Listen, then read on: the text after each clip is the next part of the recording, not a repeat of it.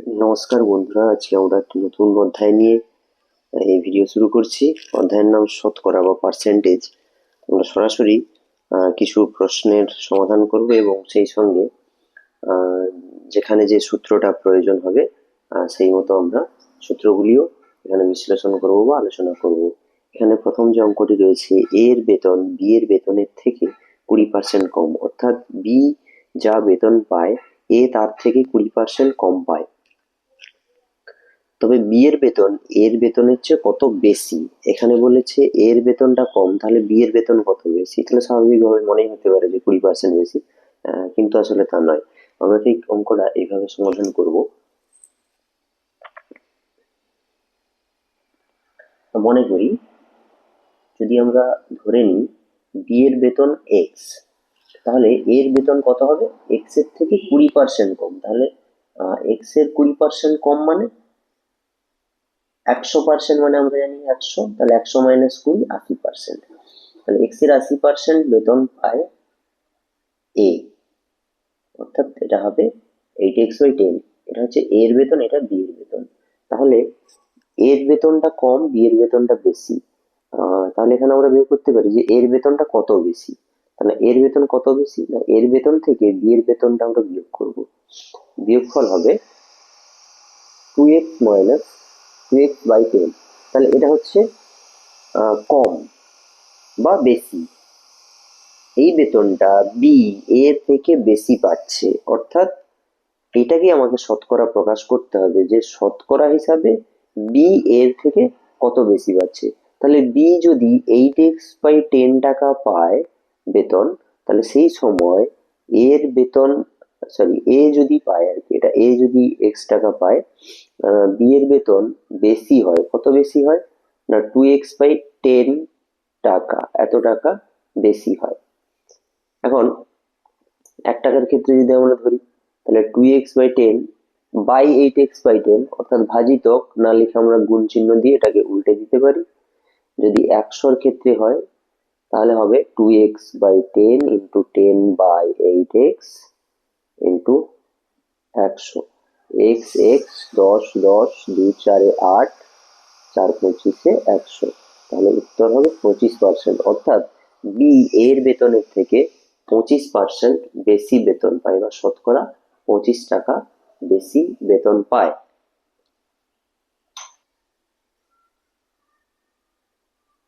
তোমরা এখানে 2 নম্বর উদাহরণটা শুরু করছি। 2 নম্বর উদাহরণটা রয়েছে, একটি নির্বাচন কেন্দ্রে 20% ভোটার ভোট দানে বিরত থাকেন, অর্থাৎ এনারা ভোট দেন না। তাহলে ভোট দেন কত, ভোট দেন 80%। এখন বিজয়ী প্রার্থী প্রদত্ত ভোটের 70% পেয়ে নিকটতম একমাত্র প্রতিদ্বন্দ্বীকে 4960 ভোটে পরাস্ত করেন। ওই কেন্দ্রে মোট ভোটার কত, এটা আমাদেরকে বের করতে হবে। তাহলে আমরা এখানে মোট ভোটার সংখ্যাটা ধরে নিতে পারি এক্স।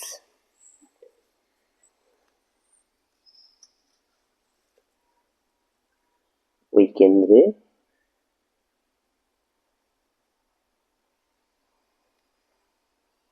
মোট ভোটার সমান এক্স জন, ঠিক আছে। তাহলে এক্স এর মধ্যে 20% বা 20% ভোট দেয় না, তাহলে ভোট দেয় বাকি 80%। তাহলে মোট যে ভোটটা আহ, দেওয়া হয়, ভোটদান হয়, তার সংখ্যাটা হবে মোট ভোটারের 80%, অর্থাৎ 8x/10। এতগুলি ভোটের মধ্যে যিনি জয়ী হয়েছেন তিনি 70% ভোট পেয়েছেন। যিনি জয়ী হয়েছেন তিনি ভোট পেয়েছেন কত, মোট প্রদত্ত ভোটের 70%, তার সাথে 56x/100। এতগুলি ভোট বিজয়ী প্রার্থী পেয়েছেন। আর যিনি পরাজিত হয়েছেন তিনি তাহলে কত পেয়েছেন, তিনি পেয়েছেন একমাত্র প্রতিদ্বন্দ্বী যেহেতু বলেছে, তাহলে বাকি ভোট অর্থাৎ 30%। তাহলে মোট ভোটের 30% ভোট তিনি পেয়েছেন, অর্থাৎ 24x/100। এতগুলি ভোট পেয়ে তিনি হেরেছেন। এবং যিনি জয়ী হয়েছেন তিনি বেশি পেয়েছেন, 4960টি ভোট বেশি পেয়েছেন। তাহলে বিজয়ী প্রার্থীর ভোট, প্রাপ্ত ভোট থেকে যদি আমরা পরাজিত প্রার্থীর প্রাপ্ত ভোটটাকে বিয়োগ করি তাহলে আমরা কি পাবো? কতগুলো ভোট সে বেশি পেয়েছে, যেটা আমার অঙ্কে দেওয়া আছে 4960। তাহলে 56x বিযুক্ত 24x সমান 4960, বা 32x/100 সমান 4960, বা x সমান 4960 ইন্টু 100/32। 48 আর 216, 4 অর্থাৎ 15,500 জন। তাহলে ওই ভোট কেন্দ্রে মোট ভোটারের সংখ্যা 15,500 জন। এরপরে যে অঙ্কটি রয়েছে, একটি বিদ্যালয়ে পরপর 2 বছর যথাক্রমে 250 জন 150 জন ছাত্রছাত্রী মাধ্যমিক পরীক্ষা দেয়। প্রথম বছর 80% এবং দ্বিতীয় বছর 66.23% ছাত্রছাত্রী পরীক্ষায় উত্তীর্ণ হয় বা পাস হয়। তাহলে 2 বছরের গড় সাফল্যের হার কত? এখানে গড় সাফল্যের হার মানে 2 বছরের পাস করার গড় বের করে দিলে সেখানে কিন্তু ভুল হবে। শতকরা হিসাবে 2 বছরে কত শতাংশ করে পাস করছে সেটা একটা বের করতে হবে। তাহলে এক্ষেত্রে কিন্তু 2 বছরের শতাংশ দেওয়া আছে, কিন্তু 2 বছরের ছাত্রছাত্রীর সংখ্যা আলাদা, তাই প্রতি বছর আলাদাভাবে কতজন ছাত্রছাত্রী পাস করেছে সেগুলো আমাদেরকে আগে নির্ণয় করতে হবে। তাহলে প্রথম বছর 250 জনের 80%, দ্বিতীয় বছর 150 জনের 66/2-3, অর্থাৎ এটা হবে 200/3%, মানে 1/100। তাহলে 0025 আসছে 200 জন। তাহলে প্রথম বছর পাস করেছে 200 জন, আর দ্বিতীয় বছর পাস করেছে 100 জন। দ্বিতীয় বছর পাস করেছে 100 জন। তাহলে এই মিলিয়ে 2 বছরে মোট পাস করেছে কত? মোট পাস করেছে 300 জন। এবং 2 বছরের মোট পরীক্ষার্থী সংখ্যা কত? 250 যুক্ত 150, তাহলে 400। তাহলে 2 বছরে মোট ছাত্রছাত্রী 400, পাস করেছে 300। তাহলে এখানে ভগ্নাংশটা হচ্ছে 400/300। তো শতকরা কত হবে? একে যদি আমরা 100 দিয়ে গুণ করি সেটাই হবে শতকরা।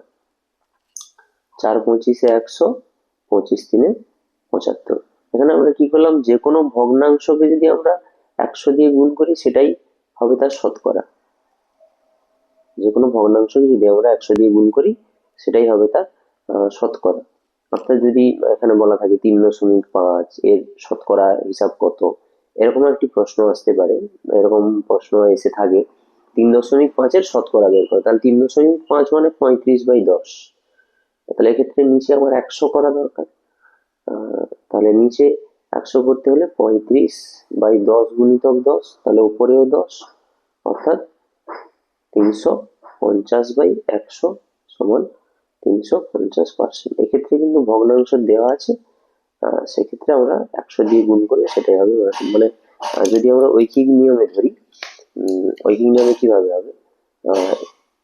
মোট ছাত্রছাত্রী 400 হলে পাস করে 300 জন, মোট ছাত্রছাত্রী 1 জন হলে পাস করে 300/400, মোট ছাত্রছাত্রী 100 হলে পাস করে 300/400 ইন্টু 100। যেটা আমরা এইভাবে লিখতে পারি সরাসরি। এই ছিল অঙ্ক। তাহলে উত্তর হচ্ছে আমাদের এখানে 75%। আসছি পরবর্তী অঙ্কে। এখানে রয়েছে বার্ষিক পরীক্ষায় একটি শ্রেণীর 80% ছাত্রছাত্রী বাংলায় পাস করে, 85% ছাত্রছাত্রী গণিতে পাস করে এবং 75% ছাত্রছাত্রী উভয় বিষয়ে পাস করে। যদি মোট 40% বা 40 জন ছাত্রছাত্রী উভয় বিষয়ে ফেল করে থাকে তাহলে ওই শ্রেণীর মোট ছাত্রছাত্রী কত? তাহলে প্রথম থেকে বলা হয়েছে পাস করে, এখানে 40 জন ছাত্রছাত্রী উভয় বিষয়ে ফেল করে গেছে। এইখানে আমাদেরকে লক্ষ্য করে কিন্তু অঙ্কটা করতে হবে। তাহলে 80% ছাত্রছাত্রী বাংলায় পাস করেছে। এই 80% এর মধ্যে কেউ কেউ থাকতে পারে যারা গণিতেও পাস করেছে, অর্থাৎ বাংলা গণিত উভয় বিষয়, অর্থাৎ তারা এই অংশের মধ্যে রয়েছে। এক্ষেত্রেও তাই 85% ছাত্রছাত্রী গণিতে পাস করেছে। এদের মধ্যে আবার কেউ কেউ বাংলাও পাস করতে পারে, তাহলে তারা চলে যাচ্ছে এই উভয় বিষয়, অর্থাৎ 75%।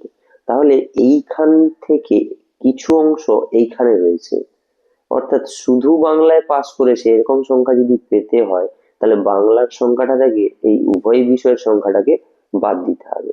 তাহলে শুধু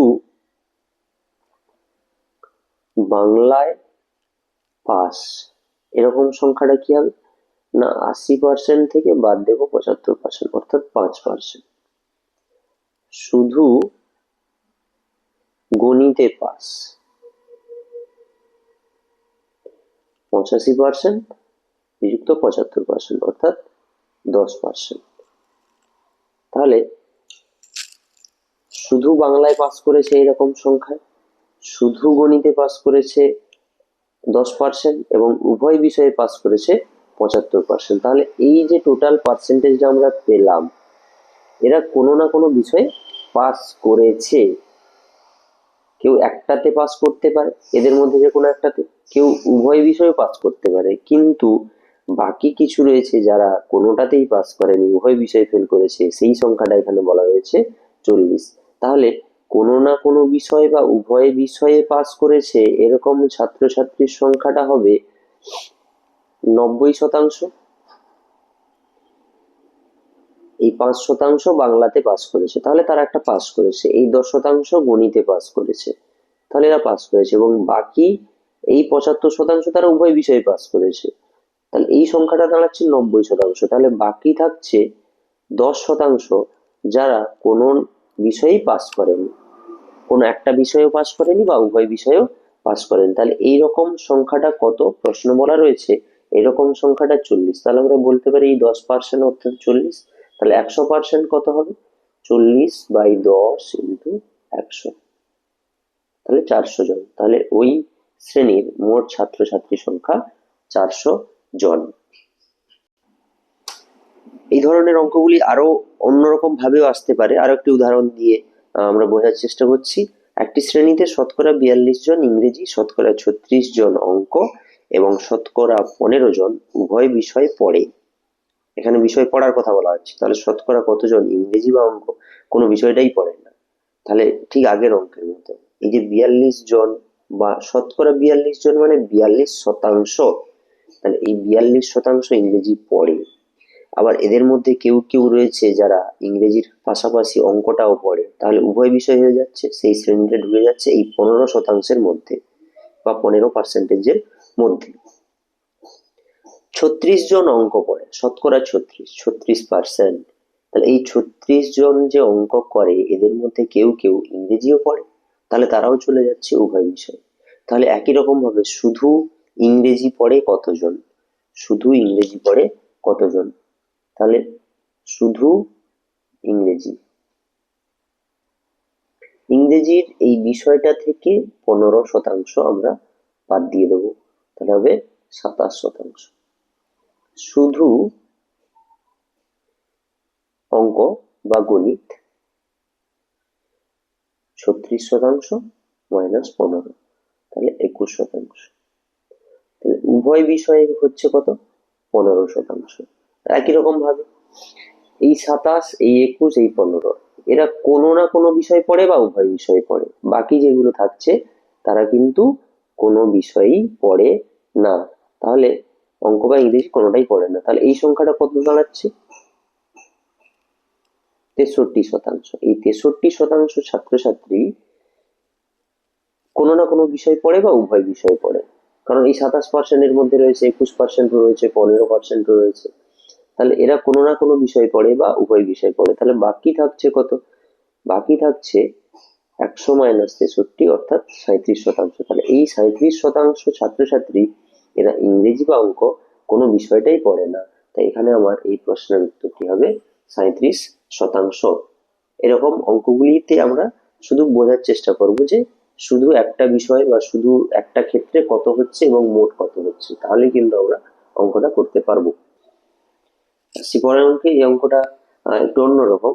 একটি ঘড়ির ধার্য মূল্য 160 টাকা, অর্থাৎ ধার্য করা রয়েছে, তার প্রিন্ট করা রয়েছে এমআরপি 160 টাকা। এক ব্যক্তি 122.40 টাকায় ক্রয় করার সময় দুটি পৃথক ছাড় পায়, অর্থাৎ তিনি কিন্তু যখন কিনতে যাচ্ছেন তিনি এই দামেই পেয়ে যাচ্ছেন ঘড়িটা, তার আগে তিনি দুবার ছাড় পেয়েছেন আলাদা আলাদা ভাবে। প্রথম ছাড়ের হার 10% হলে দ্বিতীয়বার কত ছাড় পেয়েছেন। তাহলে দ্বিতীয়বার আমরা ধরে নিতে পারি তিনি X% ছাড় পেয়েছেন। তাহলে ধার্য মূল্য ছিল 160 টাকা। তাহলে 160 টাকার যদি 10% ছাড় দেয় তাহলে দাম কত দাঁড়াবে? 100 - 10, 90/100। তাহলে তিনি ওই মুহূর্তে ছাড় পাওয়ার পর দাম হচ্ছে 144 টাকা। দ্বিতীয়বার তিনি ছাড় পাচ্ছেন X%, অর্থাৎ 100 - X/100। ছাড় পাওয়ার পর যে দামটা হবে, যদি আমরা শুধু X% করি তাহলে শুধু ছাড় পাবো, আর যদি আমরা 100 - X/100 করি তাহলে ছাড় পাওয়ার পর দামটা কত হচ্ছে সেটা পেয়ে যাবো। এবং দ্বিতীয় ছাড়ের পর তিনি কত দামে ঘড়িটি পেয়েছিলেন? 122.40 টাকা। তাহলে 100 - X/100, 144 ডান দিকে এসে বাই 144, বা 100 - X সমান 122.40 গুণিতক 100/144, বা এক্ষেত্রে -X সমান 122.40, 100 গুণ করলে এখান থেকে দশমিকটা উঠে যাবে, 122.40/144 মাইনাস 100। আমি যদি কাটাকাটি করি, 12 12 144, 12 একে 12, 12 দিয়ে 24,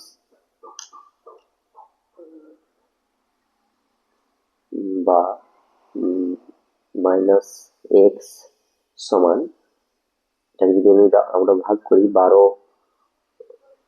× 8 = 96, 6 12 × 5 = 60, মাইনাস 100, বা -X সমান 85 থেকে -100, তাহলে মাইনাসে বেশি রয়েছে অর্থাৎ -15।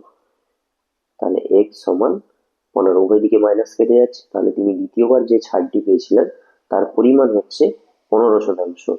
এই ধরনের অঙ্ককে কিন্তু আমরা খুব সহজেই আমরা একটি সূত্রের সাহায্যে করতে পারি। যেমন সূত্রটি হচ্ছে A + B - AB/100, অর্থাৎ এটা প্রথম ছাড়, এটা দ্বিতীয় ছাড়। তাহলে প্রথম ছাড় কত ছিল?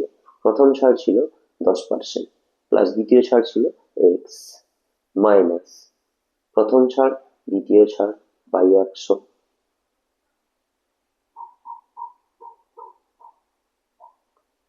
এক্ষেত্রে তিনি যেহেতু 122.40 টাকায় ঘড়িটি পেয়েছিলেন, তাই আমরা কিন্তু এখানে তিনি মোট কত টাকা ছাড় পেয়েছেন সেটা আগে বের করে নেব।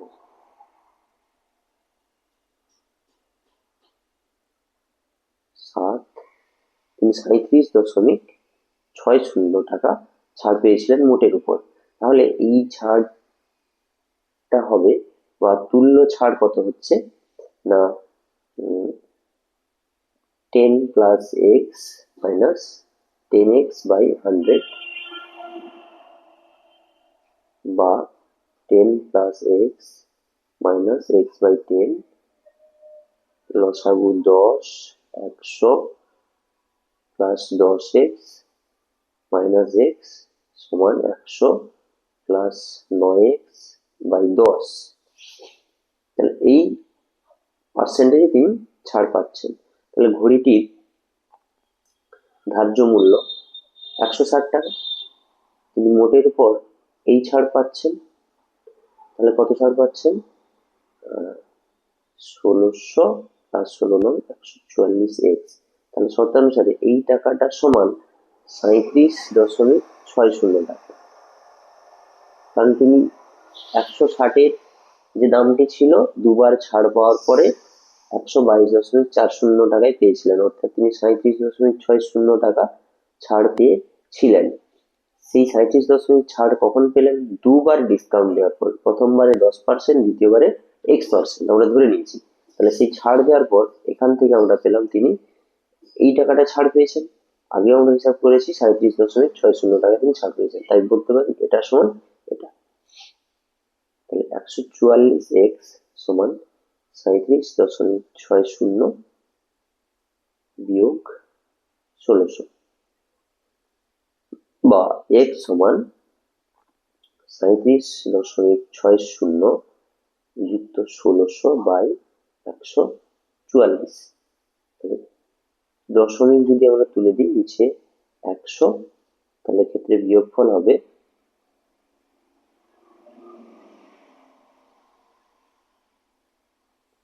2160 টাকা।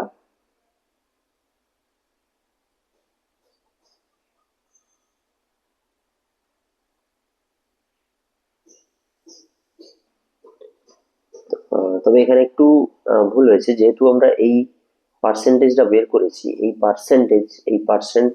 পার্সেন্টেজ চিহ্ন 1/100 এখানে দেওয়ার দরকার রয়েছে। তাহলে আমার এখানে হচ্ছে বাই 100 থাকবে এখানে। তাহলে আমরা যদি লিখি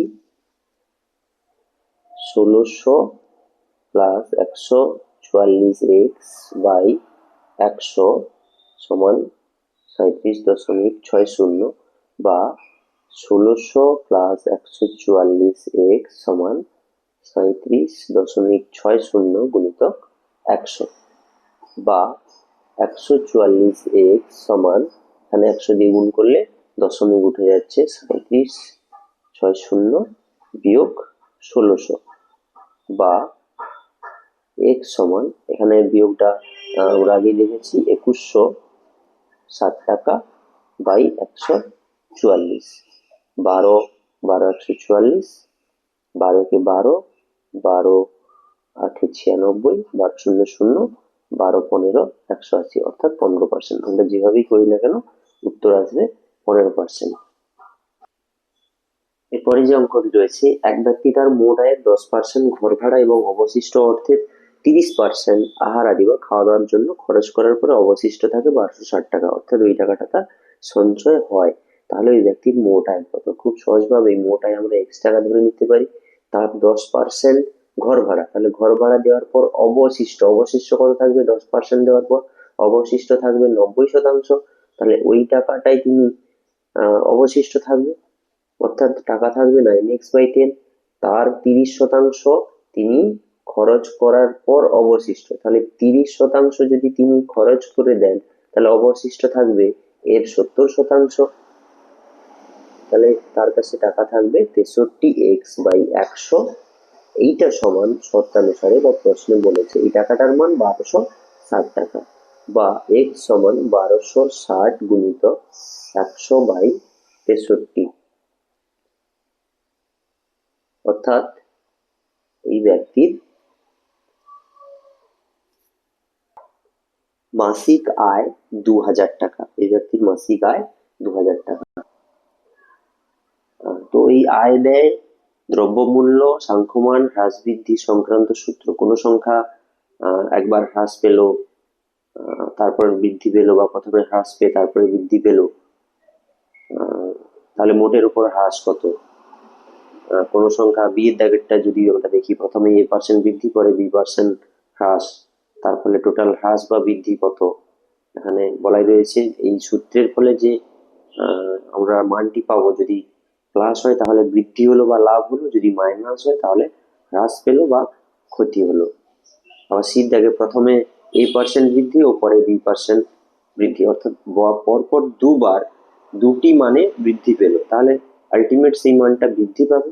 তাই এখানে সূত্রটা যাই মান আসুক বৃদ্ধি বা প্লাসেই আসবে। ডির দাগে রয়েছে প্রথমে a% হ্রাস ও পরে b% হ্রাস, অর্থাৎ পরপর দুবার দুটি মানে ছাড়, একটু আগে যে অঙ্কটি আমরা করলাম তার তুল্য ছাড় কত হতে পারে? প্রথমে a% বৃদ্ধি, পরে a% বৃদ্ধি, অর্থাৎ একই মানে পরপর দুবার বৃদ্ধি পেলো। তার ক্ষেত্রে কিন্তু এই ধরনের সূত্র দিয়ে যদি আমরা অঙ্কটা করি, তাহলে অঙ্কটা কিন্তু খুব সহজেই আমরা কম সময়ে করতে পারবো। আজকের ভিডিও এই পর্যন্ত। পরবর্তী ভিডিওতে আমরা আবার একটি নতুন অধ্যায় নিয়ে আলোচনা করব। ধন্যবাদ।